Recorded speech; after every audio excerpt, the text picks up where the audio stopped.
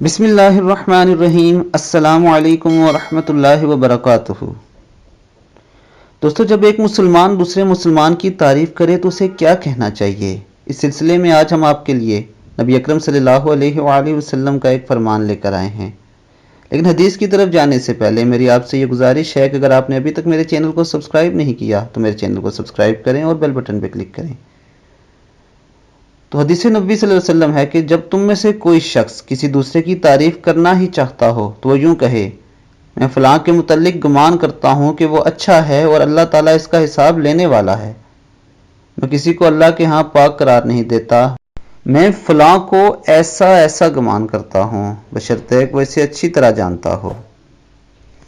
دوستو، اللہ تعالیٰ ہمیں اپنے مسلمان بھائیوں کے ساتھ اچھے اخلاق سے پیش آنے کی توفیق عطا فرمائے اور نبی اکرم صلی اللہ علیہ وآلہ وسلم کے فرمان پر عمل کرنے کی توفیق عطا فرمائے، کیونکہ یہی وہ واحد راستہ ہے جس پر چل کر ہم دنیا اور آخرت میں کامیاب ہو سکتے ہیں۔ السلام علیکم ورحمۃ اللہ وبرکاتہ۔